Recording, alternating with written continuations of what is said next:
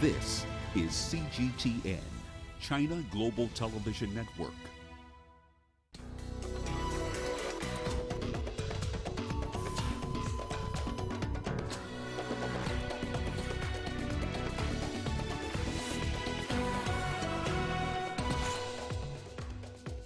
South Sudan's Salva Kiir and Riek Machar agreed to form a unity government by February.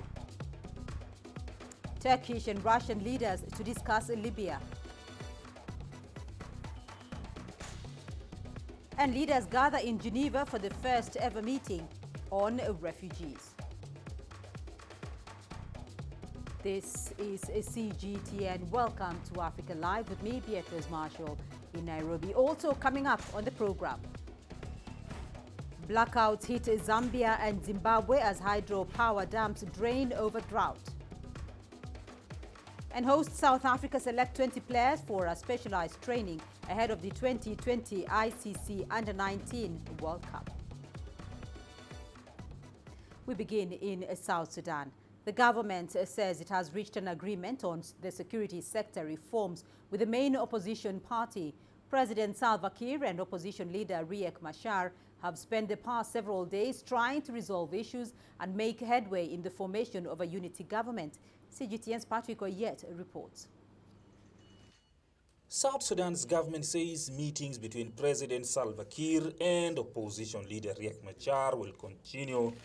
President Kiir says they aim to reach an agreement on the issue of number and boundaries of states before the end of the year. We have agreed that we must form a unity government after the 100 days that we extended in November. If there is any unaccomplished activity by February next year, then that very new government which we will form will perform that task which will have not been completed at the time of forming the government. South Sudan's current peace deal was signed in 2018. A new government was supposed to be formed in June 2019, but the parties to the peace deal postponed that formation twice now. The new government is now scheduled to be formed in February next year. The reasons for the postponement are lack of progress on security sector reforms and disagreement on the number and boundaries of states. Opposition leader Riek Machar is in Juba for a week now for talks with President Salva Kiir to try and resolve the contentious issues. He says the opposing parties have agreed on how to proceed with security sector reforms. I am now calling upon the unified police, national security, soldiers and any other organized forces to immediately report to the designated camps for training. The remaining area of disagreement is on the number and boundaries of administrative units. Early this month, South Africa's deputy president was in Juba mediating on the issue of number and boundaries of states. Prior to allowing the parties to break for consultations, David Mabuza said the conflicting factions were closer than ever to reaching an agreement on the issue of number and boundaries of states. The East African regional body IGAD says it has dispatched a team to invite South Africa's deputy president David Mabuza to return to Juba this week to try and finalize mediation on the issue of the number and boundaries of states. Patrick Oyet, CGTN, Juba, South Sudan. Meanwhile, the head of the UN mission in South Sudan says the face-to-face exchanges between President Kiir and Riek Machar are encouraging. He adds that following the peace deal, there's been a steep decrease in civilian injuries, abductions and casualties. In just 2 months, the leaders will choose whether to form a transitional government. Preservation of the ceasefire, as I've said, is absolutely critical. And those choices will coincide with the dry season, a period historically associated with increased fighting. The joint meetings in the past days between President Kiir and Dr. Riek Machar is encouraging, with both sides recommitting themselves to the peace process. It has restored some of the optimism and momentum that has been lost with the delays in the peace agreement. All parties now need to choose to follow on with their words, and the international partners need to remain fully resolute, as I'm sure they will do, in their support. The parties need to move to a transitional government so they can start planning for South Sudan's long-term future and ultimately for elections in the next 3 years. Well, let's get more on this development in South Sudan, and I'm joined in our Nairobi studio to discuss the peace process by Ambassador Boaz Mbaya. He's a former Kenyan ambassador to France. Ambassador, thank you for joining us on Africa Live. Now, this peace agreement, this unity government has been postponed before by South Sudanese leaders. Are the leaders, now that they have reaffirmed the forming of a new unity government by February next year, are they genuine, and do you read commitment towards that unity? I wish I had a straightforward answer, but thank you very much to be on the program. I think the question of South Sudan is a difficult one. It is very hard to solve for the leaders as well as the general IGAD region. I want to believe that they're serious this time because there is no other way. I don't think they can win the war either side by fighting it out themselves. They have to negotiate and they have to cooperate with one another to reach an agreement. Well, let's bring in Ter Manyang Gatwech. He's the Executive Director for the Center of Peace and Justice. He's joining us from Kampala. Ter, is the news coming out of Juba of a consensus the real deal? We do know that the unity government formation had been postponed before the deadline of November. Now it is going to be in February. Yeah, you know, when we read the news yesterday, we were shocked, you know. These two principals, and when they came to Entebbe here on 7th of November in 2019, I think the question will be, what will be the miracle within 3 months, because we are remaining now with less than 2 months, you know, to form the unity government in February. I'm just wondering, because these two leaders, they shine away to tackle the real issues like number of states and the security arrangement. And this is what most of the South Sudanese were yearning for, and especially the South Sudanese refugees in Uganda, Kenya, Ethiopia, and also in Khartoum. You know, people are tired of war. The citizens, they need to go back home, but they cannot go back home when they are not seeing the conducive environment that will accommodate everybody. All right, Ambassador, people are tired of war. Ter there says that there is a lot of optimism for this unity government, and that the public is actually anxiously waiting for the formation of a unity government. So why has it been so difficult to resolve these issues? Because the problem do not begin with the birth of South Sudan. The problems were there even before. The personal differences between President Salva Kiir and Dr. Riek Machar are long-standing, even before the comprehensive peace agreement, which actually led to the birth of South Sudan.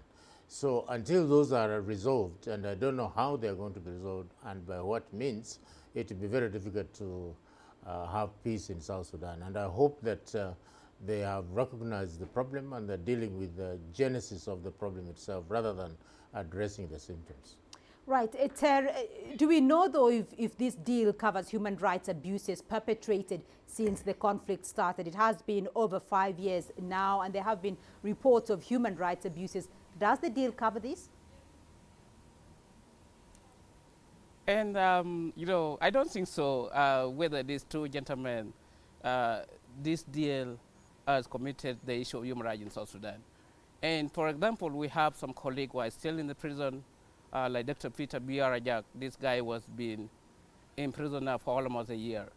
And the agreement does not permit, you know, these two principals, they're supposed to release the prisoner of war and the political detainees. And when you look at the most of the civil society organizations who are trying to disseminate the peace agreement in Juba, you know, they encountered a lot of intimidation, you know, and a lot of harassment all the time. So we urge all these leaders, you know, to respect the issue of human rights in South Sudan, the freedom of speech and the freedom of movement, in order for the South Sudanese who are not on the table, you know, to really understand the peace agreement. Otherwise, and I am so delighted, you know, on this move of the U.S. government to impose the sanction on the individual. I think this is another little news also. We should look at it. Right. So I think the U.S. government this time. Hello. Yes, I do want to bring this to the attention of Ambassador Boaz Maya, though. That whole question of the move by the U.S. government to impose sanctions on some South Sudanese officials. There has been a lot of external pressure in a bid to get the South Sudanese leaders to come to the table. Is a peace agreement imposed from outside, externally, sustainable, though, in the long run? Sanctions per se will not resolve the issue of South Sudan, and I think the U.S. needs to put in more effort rather than simply impose sanctions, create structures through which they can work out a solution by helping the two sides negotiate. It is an understanding between the two leaders and the two peoples themselves, I mean the people of South Sudan themselves, that will bring about peace. There are about 700 different groups in South Sudan and various militia groups, and you can't impose sanctions and expect that a solution is going to come as a result of fear. Nobody fears what the outside world does. Right. Ter, I do want to get a brief comment from you now. Very briefly, do the two leaders have the capacity to enforce their deal, though, considering there are so many armed groups which are not party to this agreement? I do remember in our meeting with Riek Machar Civil Society Organization in Uganda, we had a meeting with him on the 1st of this month in Addis Ababa. And the first question we were asking, as an ordinary person, what is your capacity, to bring peace to the ordinary South Sudanese? But in our text, yes, these two leaders, they have a capacity to bring the peace agreement. But we need to look at the outsiders, now, it is time for Machar and Kiir, to say enough, it is enough. We don't want other forces to come in South Sudan to put their influence, like IGAD, we have the AU, we have the Security Council. This is this time around, it is for South Sudanese themselves to tackle their issues. We don't want to bring other outside. Right. These two leaders, they have a capacity to tackle the issue of South Sudan. Right, it is up to the two leaders to tackle the issues of South Sudan. Ter Manyanga Twech joining us there from Uganda, and Ambassador Boaz Maya joining us here in Nairobi. To you both, thank you. Images may appear to be identical, but looks can be deceiving. The difference is not always obvious. It has to be discovered. There are always different sides to a story. We put the focus on the details. To see more, to understand better. CGTN. See the difference. Let's now look at stories making the headlines further afield. Russia's President Vladimir Putin and his Turkish counterpart are set to meet next month to discuss the Libyan conflict. The leaders held a call on Tuesday discussing their bilateral ties and also touched on the Syrian conflict. A key topic of the January meeting will be President Erdogan's offer to provide military support to Libya's Tripoli-based government. Turkey's government said the military aid may include sending troops. The Kremlin spokesperson said Russia supports any efforts to help end solutions to the Libyan crisis. Let's get more on this now. I'm joined from Istanbul and Ross Cullen is joining us in Moscow, Turkey. Let me start off with you, though, Ross, because Turkey reportedly initiated talks with Russia over Libya. What does Ankara hope to achieve through these discussions with Moscow? Well, Ankara will be looking for agreement. The two leaders of both countries, Russia and Turkey, have been working closely together, particularly in the last couple of years. We've seen both presidents supporting different sides on the ground when it comes to the Syrian conflict, with Russia supporting the Assad government and the Syrian armed forces, Turkey backing the anti-government rebels.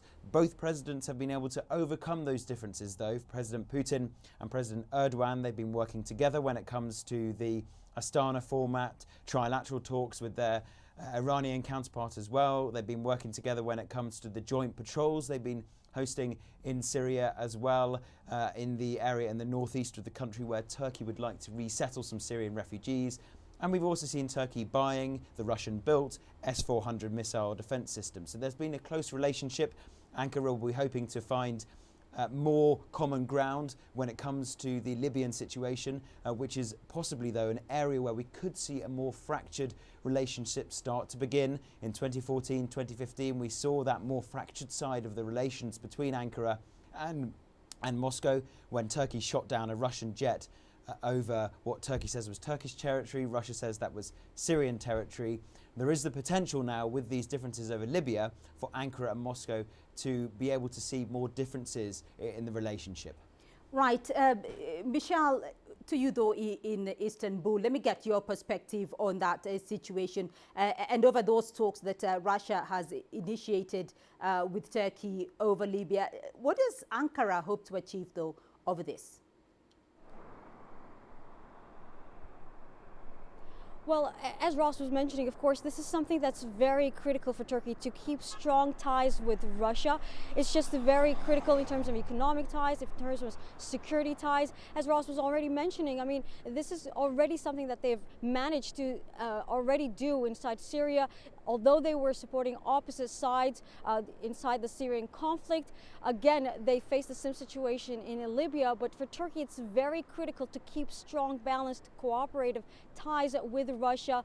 We're talking about the S-400 missile defense system. And even though Turkey has decided to buy this, they've done this despite repeated threats by the United States for sanctions. This, again, even today has been affecting the Turkish economy. Just talks of the potential U.S. Congress sending this bill to Trump, which they have already signed, but potential signing of this deal, the sanctions on Turkey, could potentially have a major effect. But despite this, Turkey wants to continue its strong ties with Russia, and the same goes for this situation now. We're expecting that Russian President Vladimir Putin is going to be in Istanbul on January 8th.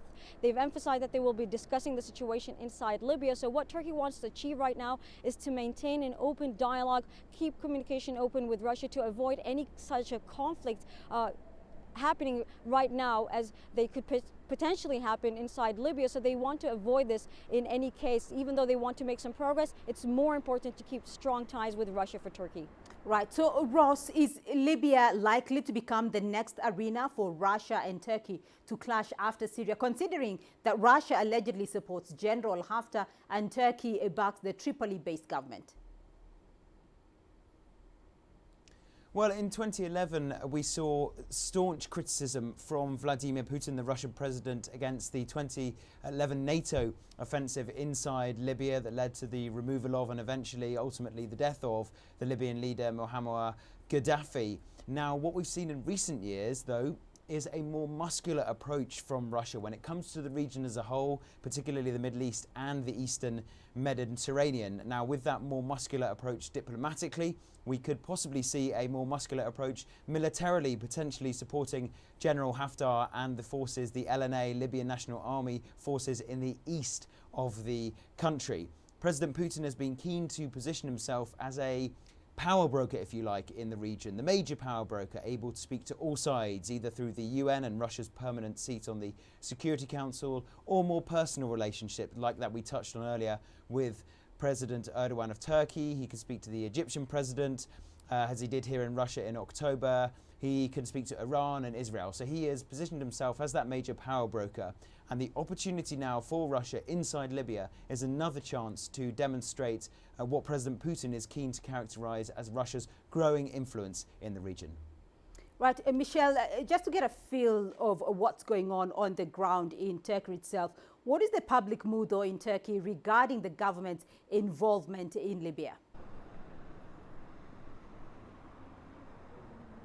Well, right now we don't have a very strong public reaction. However, what is very important is that the main opposition leader, Kemal Kılıçdaroğlu, has emphasized that they strongly oppose Turkey's such involvement in Libya, specifically with the potential sending of troops to Libya. He has emphasized that he does not want Turkey to get involved with the civil war ongoing there. He does not want Turkish soldiers' blood being spilled in the civil war. These are strong words for Kemal Kılıçdaroğlu from the CHP. But it's also important to also note that the opposition parties also voted against this. They do not want to send troops cross-border operations into Libya. They do not want this to happen. So even though the public reaction is not very strong at this moment, it is very strong within the main opposition parties, and they strongly oppose the situation right now. So even though Erdogan says that he would potentially be sending troops if this is requested, this is not something that he can do without the support of the parliament as a whole, and it's very clear that the main opposition parties do not want this to happen at this moment.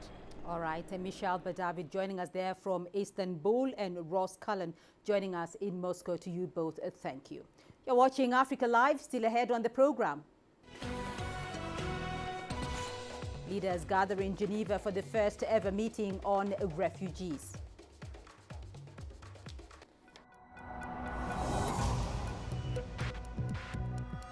Each day, there are millions of stories. Each one can open new perspectives, new possibilities. Wherever you look, we are there. To see, discover, explore. We put the pieces together to find what really matters to you, all around the world, all around the clock. Our reporters are at home across the globe. From our headquarters in Beijing and production centers in Washington, Nairobi, and London, China Global Television Network. Stories from across the globe, reaching people across the globe. CGTN. See the difference.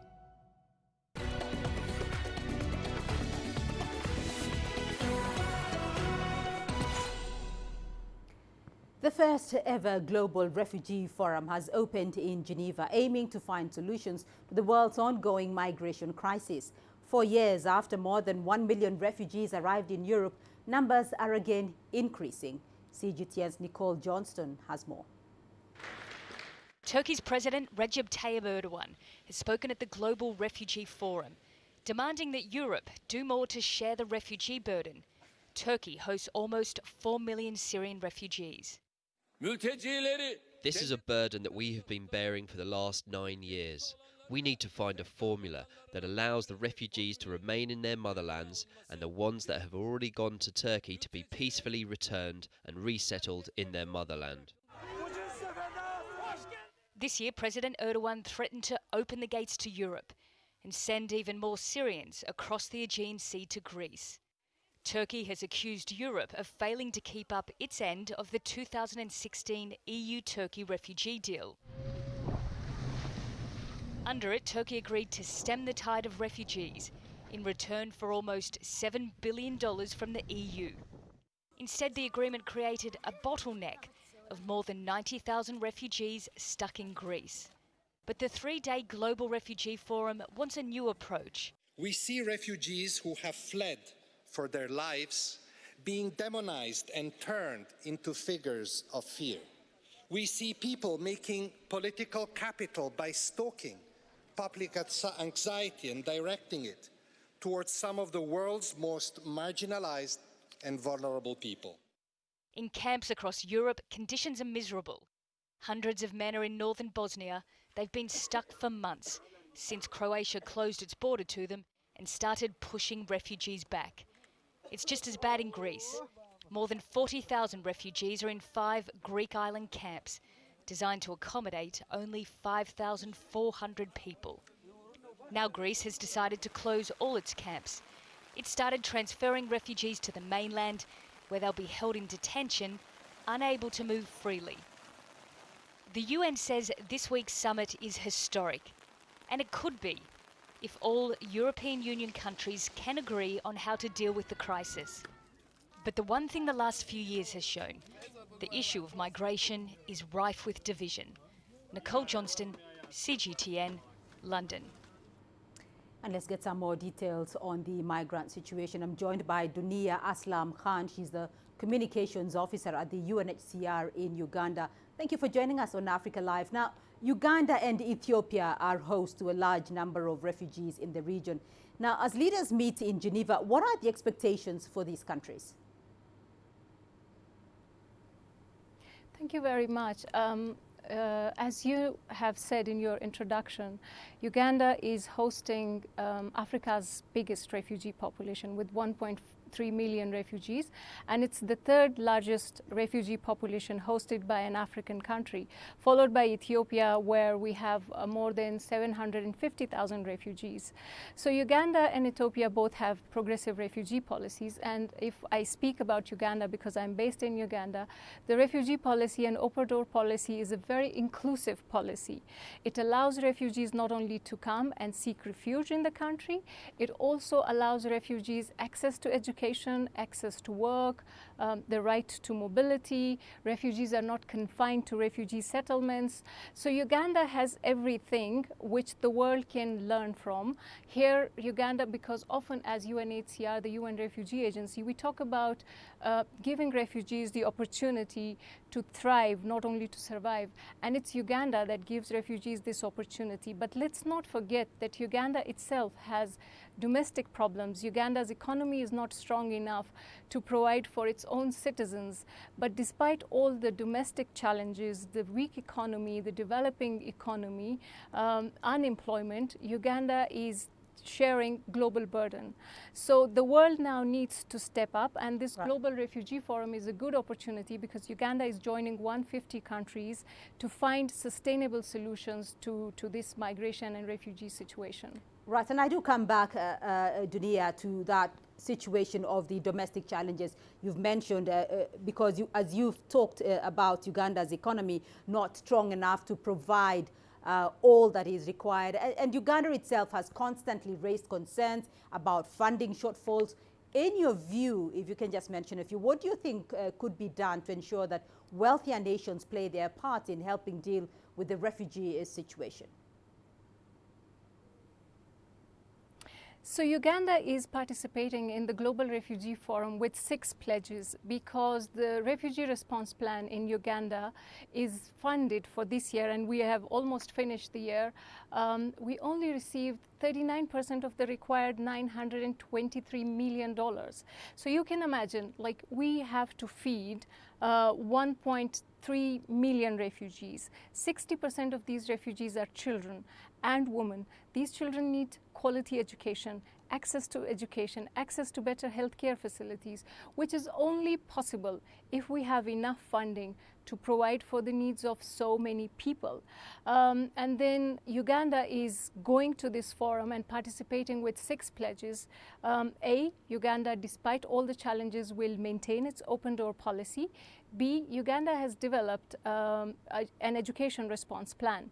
So it will continue to allow refugees have access to quality education and strengthen the quality of education through its education response plan, for which Uganda need international support.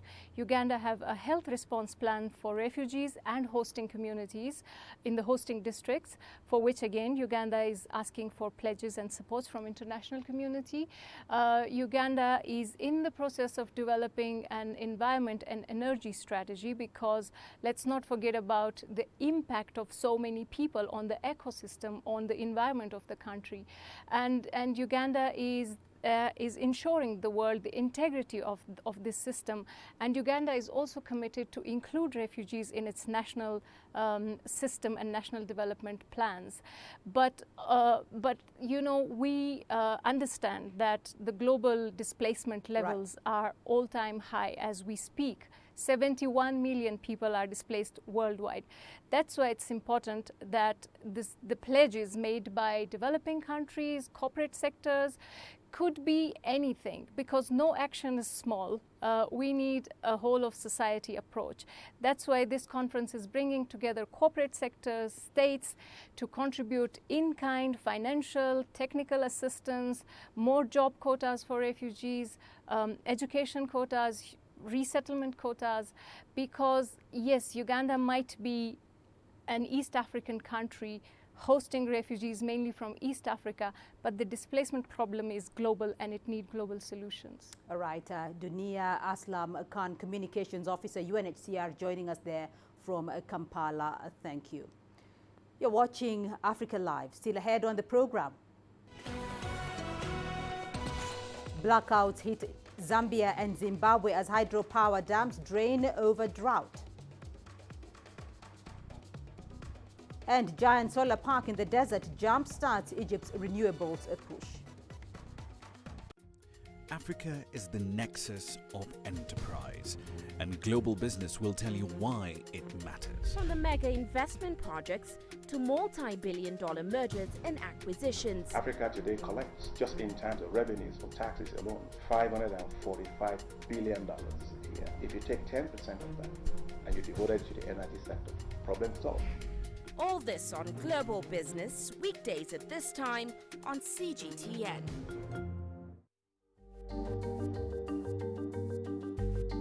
Africa Live. Find your voice.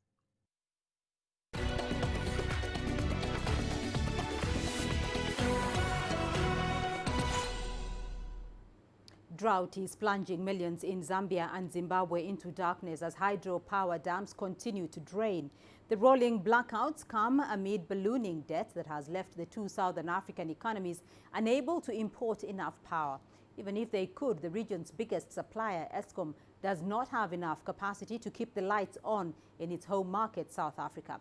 The current power crisis in Zambia, Zimbabwe and South Africa is also exacerbating the economic strain.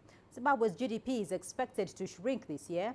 Zambia, on the other hand, is on course for the slowest expansion in nearly more than 2 decades, with South Africa staring down a second recession. In the meantime, though, amid economic hardship and soaring external debt, the government of Zambia has legalized production and exports of marijuana. The legalization of the plant comes at a time when Zambia's overall economic risk remains high. The country is one of Africa's fastest growing economies, but it has been crippled by external debt, estimated at about 35% of its GDP. Copper production is the cornerstone of Zambia's economy, covering about 85% of all exports.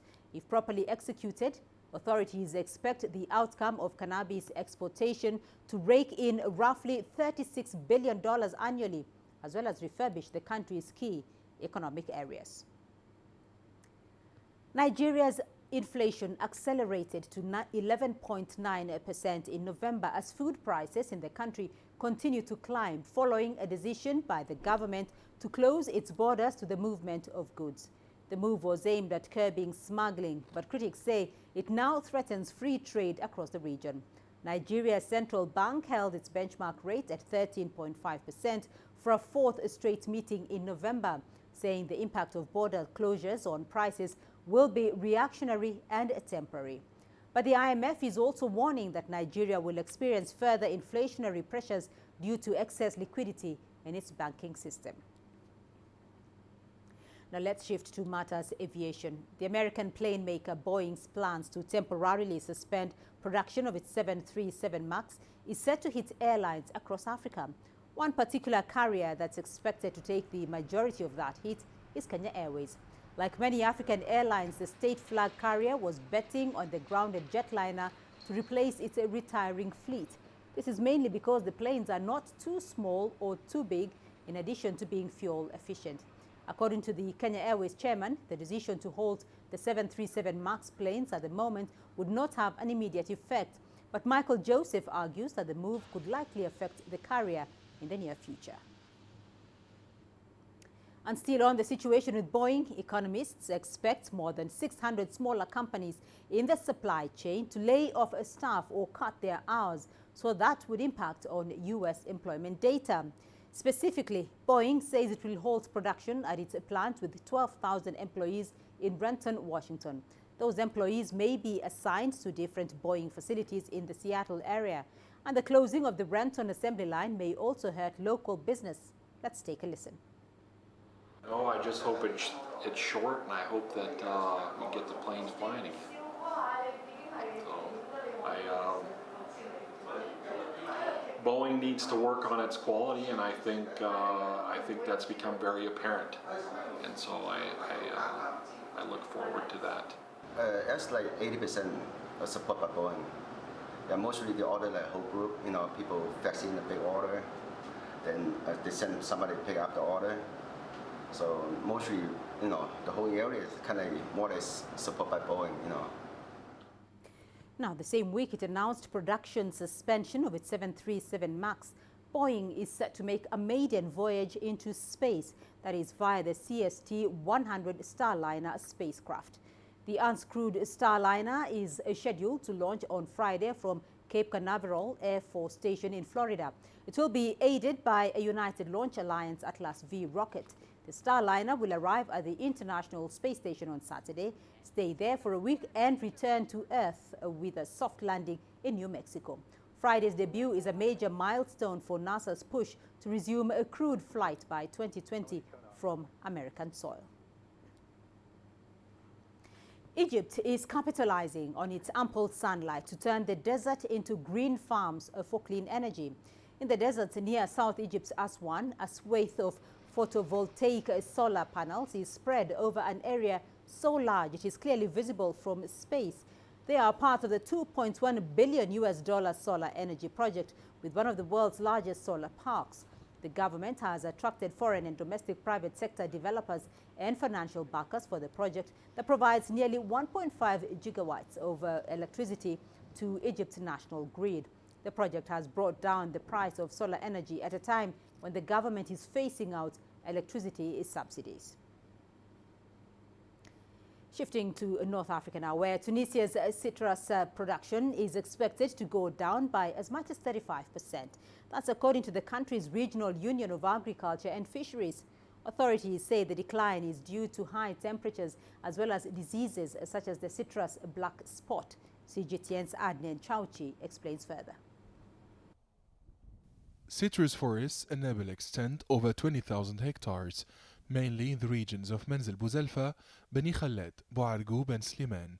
Regional authorities explained this drop in citrus production by several factors, including the spread of the citrus tristeza, which has affected about 30% of crops, as well as the appearance of the citrus black spot disease.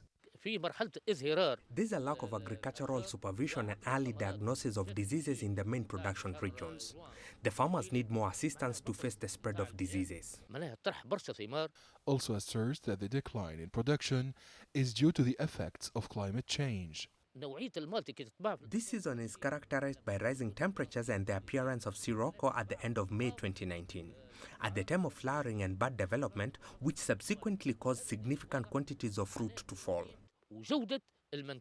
Agronomists argue that the decrease in production generally benefits the farmer, since the lack of supply leads to an increase in selling prices, while the achievement of a production of 500,000 tons in 2016-2017 resulted in considerable losses for farmers. Farmers do not benefit from the rising prices. Only middlemen who control the market and take advantage at the expense of the farmers and the consumers. We lose money, but middlemen always make profits because they don't have any cost. The citrus sector suffers from the problem of salinity of irrigation water and lack of water in general. The drop in production is also explained by the excessive use of chemical pesticides and the unstudied import of new citrus fruit species. Tunisian authorities are now preparing for the citrus and Maltese export season, which starts in the first week of January each year. This variety is among the best in the world in terms of quality and the high selling price in Europe and the Gulf region. Adnan Shawishi, CGTN, Tunis. Ghana, like many other African countries, is grappling with a plastic waste crisis. The country has yet to ban single-use plastic products, but efforts are underway to address the problem. CGTN's Nabil Ahmed Rufai reports from Accra. Plastic pollution on Accra Beach. According to the United Nations, Ghana produces 1.7 million tons of plastic waste annually. Only 2% of it is recycled, meaning that a lot ends up in the environment. Senna MFA Zaglo started producing handmade paper bags last year to tackle plastic pollution in Ghana. We buy food a lot by the roadside, and a lot of these food vendors prefer to use rubber bags or polythene bags because it's quite cheaper. And that is one of the reasons why there are a lot of rubber bags around. Senna MFA says plastic bags are becoming unpopular due to the dangers they cause to the environment and aquatic life. However, many Ghanaians are yet to wholly embrace paper bags for their shopping. Paper bags are a bit expensive as compared to polythene bags, so it's gradual. They are not embracing it altogether. These paper bags cost between 35 cents and $1.20. Senna MFA Azaglo produces 200 paper bags a day. She hopes to get that daily number up to 1,000 as the business expands. But some environmental experts say switching to paper bags may not entirely solve Ghana's plastic pollution. When it comes to paper bags or alternatives to plastic bags, I believe that there is no one-size-fits-all solution. So the idea is to first of all refuse to take the plastic. So if you go out there to buy something, try and refuse taking plastic bags. Now if you can't refuse the plastic bag, then you need to reduce how much of it you take. In as much as possible, you want to reuse what you have already taken. Over 15 African countries have either banned or taxed the use of plastic shopping bags. But Ghana's government says it has no plans to ban plastics due to its contribution to the economy. Senna MFA Zaglo, however, hopes when the government bans plastics, the mass production of paper bags will help bridge the economic gap.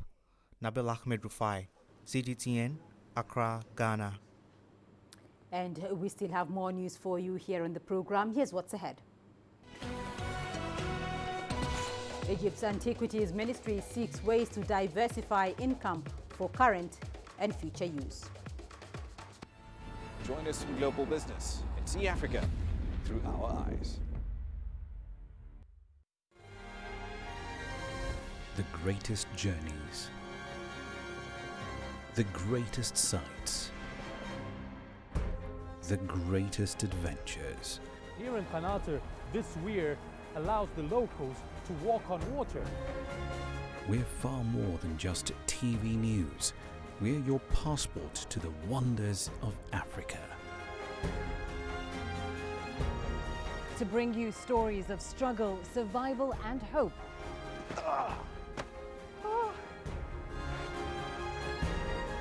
So let's explore.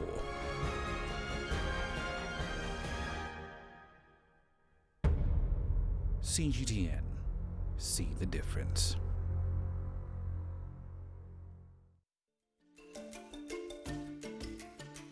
Africa Live. Find your voice.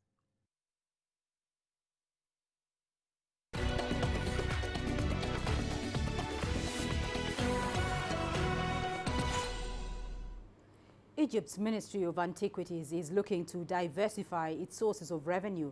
The money raised will be used to fund new excavations as well as preserve existing artifacts, museums and sites. The government department has already begun engaging the private sector while banking on companies with experience in management and marketing to revamp operations. Here's CGTN's Yasser Hakim with that story.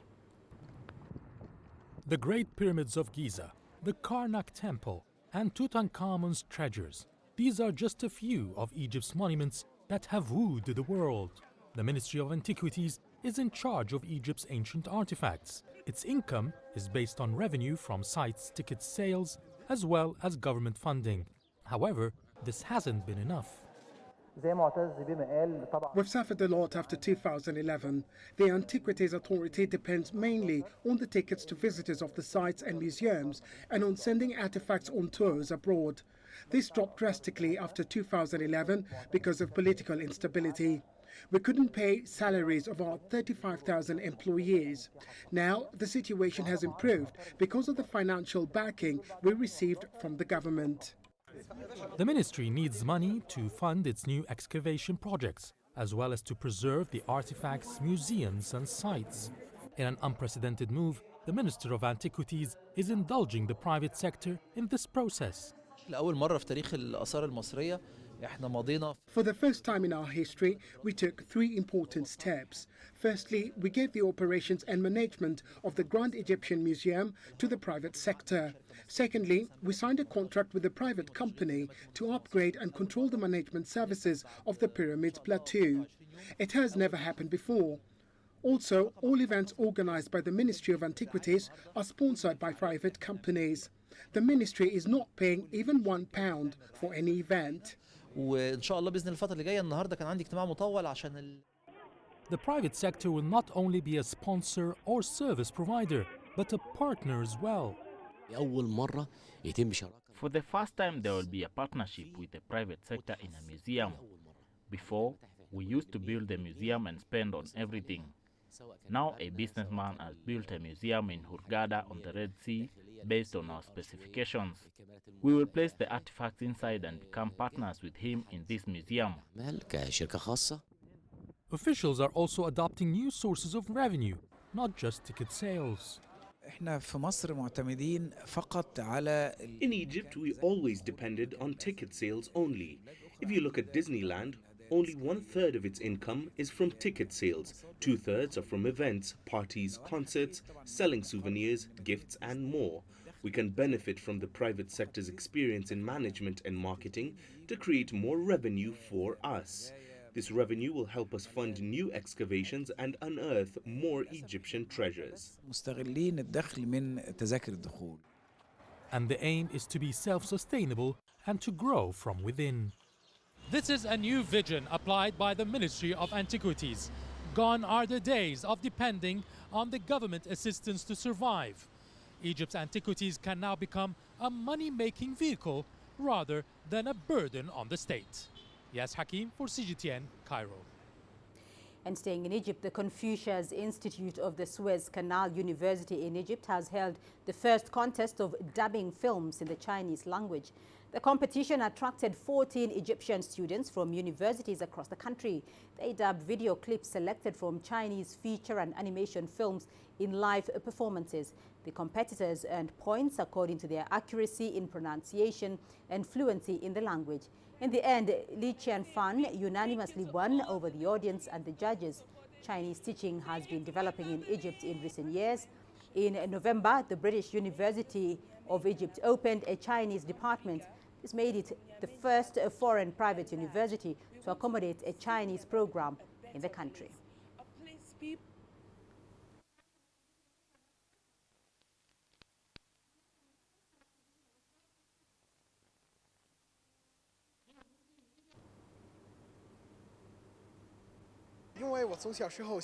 I like Chinese movies and actors from my childhood like Jackie Chan and Jet Li.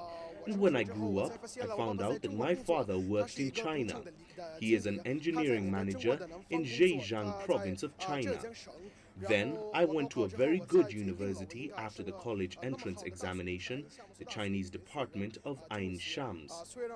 I had many difficulties when I started learning Chinese, such as pronunciation and writing, but I know there is a famous proverb in China, where there is a will, there is a way. And your sports news coming up.